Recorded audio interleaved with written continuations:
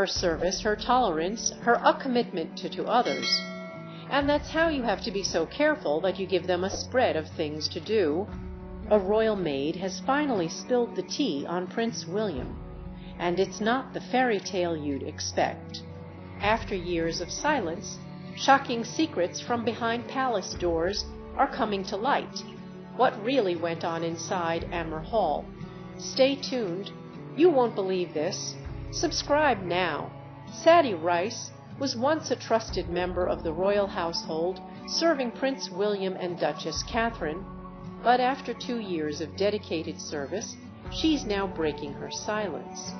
According to Saudi, life behind the palace walls wasn't the fairy tale everyone imagines. The glamour, the grandeur, it all masked a darker reality of relentless demands and unending work. Imagine working tirelessly day and night with no time for yourself, all to serve a family who rarely acknowledged the sacrifices you made. For Sadie, the pressure kept mounting. The royal family's needs became her sole priority, pushing her personal life to the back burner. Yet, despite her unwavering loyalty, her efforts often went unnoticed. People will get fed up, and all these young feel nothing is ever happening. So, of course, they are going to get frustrated. Now, after walking away from one of the most prestigious roles in the country, Sadie is ready to reveal what truly happened behind closed doors. What was the breaking point, and why did she choose to speak out now? Stay tuned. Truth is more shocking than you could ever imagine. Amber Hall, a picturesque mansion nestled in the English countryside, is the epitome of royal elegance. With 10 sprawling bedrooms, manicured gardens, and priceless decor, it seems like a dream home. But for Saudi, it became a place of endless work and invisible labor. While the public admired the royal residence for its charm and sophistication, Saudi saw the other side. The relentless cycle of cleaning, cooking, and maintaining a perfect facade. Every day began with polishing silverware, scrubbing marble floors, and preparing meals fit for royalty. And it didn't stop there. I know that the position I'm in, that's what's required of me to do. And I think even after the family retired for the night, Sadie's work continued, ensuring every room was spotless, every garment was pressed to perfection, and every schedule was meticulously planned. Despite the grandeur surrounding her, she felt trapped in a life of constant demands, with no personal time or space to breathe. The perfect home on the outside hid a world of exhaustion and burnout on the inside. Was it really worth the sacrifice? Sadie's decision to leave would ultimately answer that question. Sadie Rice had always been known for her dedication and work ethic. When she first joined the royal household, she was thrilled to work for the Duke and Duchess, but over time the demands started piling up. It began with small requests, covering extra shifts, working longer hours, attending to every little detail without fail. But those small requests soon became unspoken expectations. It came about from a desire to see more change.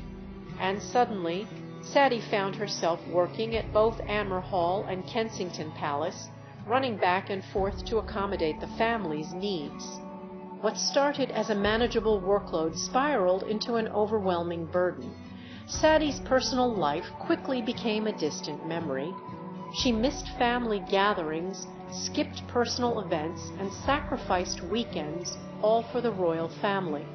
The pressure to be available 24/7 was relentless.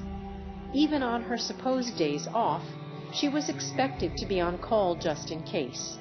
The breaking point came when Sadie realized that her life had become solely about serving the royal family. She had no time for herself, no personal space to unwind. Every waking moment was devoted to keeping up with the increasing demands, and it became too much to bear. After 2 years of pushing herself to the limit, she finally decided enough was enough. Sadie knew she had to leave before she lost herself completely in the royal household's endless demands. not just interest but of service of understanding, are the way that people working for the royal family isn't just a job, it's a lifestyle. For Sadie, that lifestyle meant putting the royal family's needs above everything else, including her own well-being. The unspoken rule was clear: you're there to serve, not to be seen, was expected to be present, but invisible, always ready to attend to any request without hesitation, from organizing elaborate 8 meals to maintaining royal artifacts. Her duties demanded absolute perfection, and the expectations didn't end there. Every task had to be carried out flawlessly, without complaint. The laundry, it wasn't just washing clothes.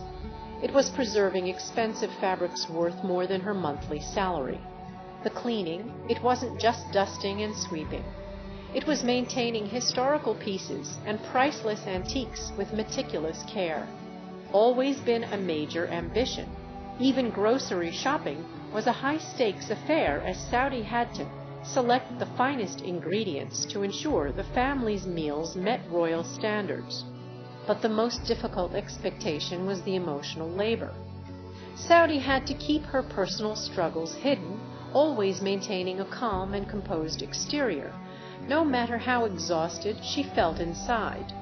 The pressure to be perfect was constant, and the line between personal life and professional duty blurred more and more each day. Ultimately, Saudi realized that serving the royals meant sacrificing her own identity, a sacrifice she was no longer willing to make. After 2 years of relentless work, Saudi Rice reached a breaking point. The once coveted role of serving Prince William and Duchess Catherine had become a suffocating experience. On the surface, she was a royal maid, and William and I have been doing everything we can to process and manage this, a position most people would envy. But beneath the polished exterior was a woman drowning under the weight of endless expectations. Saudi knew she had to make a choice: continue in a role that consumed her every waking moment, or walk away to reclaim her life. And while the royal household tried to convince her to stay, Saudi had already made up her mind. Her personal life had taken a backseat for too long, and she could no longer ignore the toll it was taking on her mental and emotional health. Leaving the royal family meant leaving behind a prestigious title and a life of perceived luxury. But for Saudi, it also meant finding herself again away from the constant demands and endless work. She submitted her resignation, packed her bags, and walked away from a job that many would consider a dream. But for her, it had become a nightmare. When Saudi Rice's resignation became known, the royal family maintained their typical stance: silence. We need to give up what we can't do, which is very negative. And all of us, as much as we will try, even if no public statements, no official acknowledgement. But behind the scenes, her departure caused a ripple effect. Finding trusted staff who understood royal protocols and routines was no easy task. And with the Cambridge family preparing to move to Kensington Palace, the timing couldn't have been worse. For Prince William and Duchess Catherine, Saudi's departure wasn't just the loss of a staff member, it was the loss of someone who had become a crucial part of their daily life. But while the royal family carried on with their duties, Saudi was finally free to rebuild her life. And, as she stepped away from the royal household, she left behind more than just a vacant position. She left a powerful message about the cost of serving royalty. Saudi Rice's story isn't just a personal experience. It's a powerful statement about the hidden cost of serving royalty. On the surface, working for the royal family might seem like a dream job, and we must be courageous. And as the moonshot inspired a life surrounded by luxury, grandeur, and a front-row seat to British history. But for those behind the scenes, the reality is a stark contrast to the public perception. For Saudi, the demands were endless. Every day she was expected to maintain the appearance of perfection, ensuring that every corner of Anmer Hall was spotless, every meal was fit for royalty, and every garment was pressed to perfection. But the physical toll was just the beginning. The real cost came in the form of emotional and mental exhaustion, the kind that creeps in silently and builds up over time. Imagine spending years dedicating every waking moment to someone else's life, organizing their meals, attending to their children, preparing their events while your own life passes by unnoticed. For Sadie, the realization came slowly. It started with missed birthdays, then postponed plans, then the sinking feeling that her life was no longer her own. The fact that relationships comes out so strongly through that is really powerful. It was now a life that revolved around the royal family's every need and want. But Sadie wasn't alone in her struggle. After her departure, whispers began circulating among other staff members. They started questioning their own roles. Was the prestige of working for royalty worth the cost of their personal lives? Some staff members admitted to feeling trapped, torn between the allure of serving the most famous family in Britain and the reality of losing themselves in the process. One former palace worker revealed that they hadn't seen their own children for days at a time due to long working hours. Another staff member confided that they felt like they were living two lives, the public role of a loyal royal servant and the private life they barely had time to maintain. The emotional toll was real, and Saudi's departure became a catalyst for a broader conversation about the demanding nature of royal service. The royal family's expectations are rooted in tradition, a tradition that values loyalty, discretion, and unwavering dedication. But as modern workers enter the royal workforce, they bring with them different expectations, boundaries, work-life balance, and the right to personal time. And that's where the conflict begins. How can the royal family maintain its rigid standards while adapting to a workforce that seeks balance and respect for personal boundaries? Saudi's story highlighted a painful truth that even the most prestigious job titles can come at a steep cost. The royal family may live in palaces, but their staff members are expected to live in the shadows, always present but never seen, always serving but never acknowledged. And while Saudi chose to walk away, many others remain caught between the prestige of royal service and the desire to live a life of their own.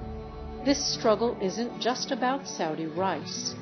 It's about the many unseen faces who work tirelessly behind the scenes, keeping the royal family's life running smoothly while their own lives are put on hold.